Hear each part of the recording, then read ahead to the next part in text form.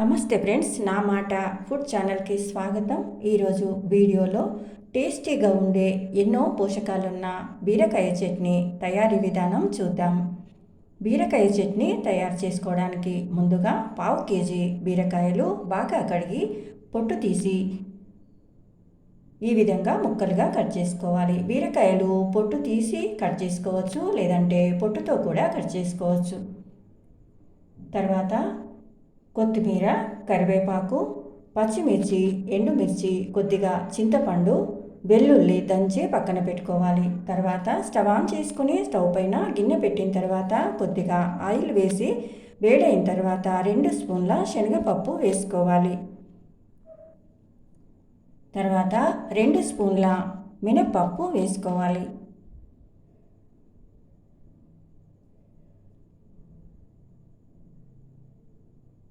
తర్వాత 2 స్పూన్ల పల్లీలు వేసుకోవాలి.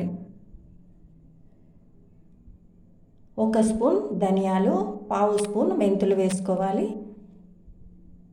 1/2 స్పూన్ జీలకర్ర వేసుకోవాలండి. 2 స్పూన్ల నువ్వులు వేసుకోవాలి. తర్వాత ఈ విధంగా కలుపుకుంటూ దోరగా వేయించుకోవాలి. ఇలా వేయించిన తర్వాత ప్లేట్లో వేసి చల్లారబెట్టుకోవాలి. తర్వాత అదే గిన్నెలో కొద్దిగా ఆయిల్ వేసి పచ్చిమిర్చి, కరివేపాకు, ఎండుమిర్చి వేసుకోవాలి.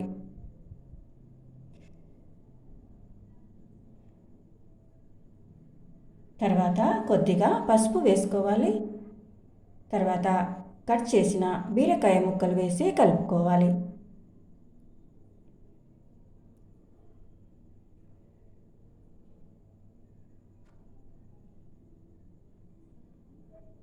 తర్వాత తగినంత సాల్ట్ వేసి మూత పెట్టి 4-5 నిమిషాలు ఉడికించుకోవాలి.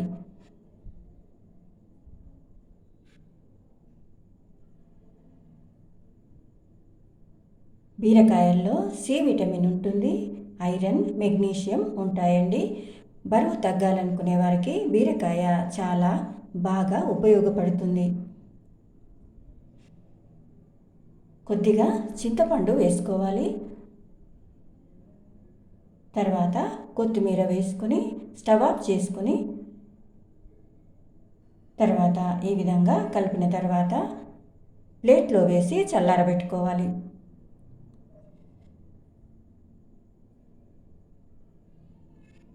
బీరకాయ తీసుకోవడం వలన రోగ నిరోధక శక్తి పెరుగుతుంది.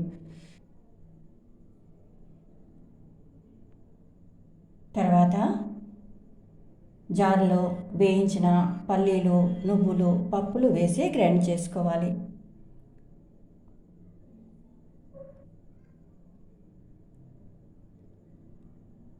ఈ విధంగా గ్రైండ్ చేసిన తర్వాత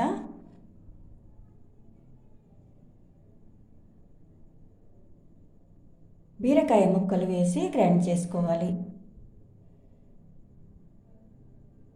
బీరకాయ ముక్కలు ఈ విధంగా జార్లో వేసి మెత్తగా అయినా లేదంటే కొద్దిగా ముక్కలుగా ఉండేటట్లు ఇష్టమైన రీతిలో గ్రైండ్ చేసుకోవచ్చు. గ్రైండ్ చేసిన తర్వాత బీరకాయ చట్నీ ఈ విధంగా ఉంటుందండి. ఇప్పుడు ఈ చట్నీకి పోపు పెట్టుకోవాలి. స్టవ్ పైన గిన్నె పెట్టిన తర్వాత తగినంత ఆయిల్ వేసుకుని ఆయిల్ వేడైన తర్వాత ఆవాలు, జీలకర్ర వేసుకోవాలి. తర్వాత దంచి తీసుకున్న వెల్లుల్లి, తర్వాత కరివేపాకు వేసుకోవాలి. ఎండుమిర్చి వేసుకోవాలి. కొద్దిగా పసుపు వేసుకోవాలండి. తర్వాత ఈ విధంగా కలుపుకున్న తర్వాత స్టవ్ ఆఫ్ చేసుకోవాలి. తర్వాత గ్రైండ్ చేసి తీసుకున్న బీరకాయ చట్నీ ఈ పోపులో వేసి కలుపుకోవాలి.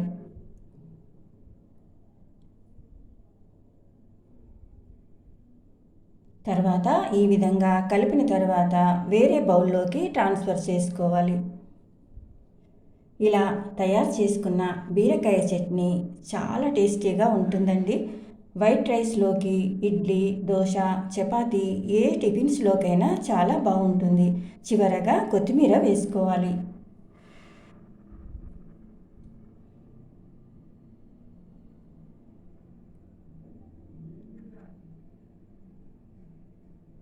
ఈ వీడియో మీకు నచ్చితే లైక్ చేయండి, షేర్ చేయండి.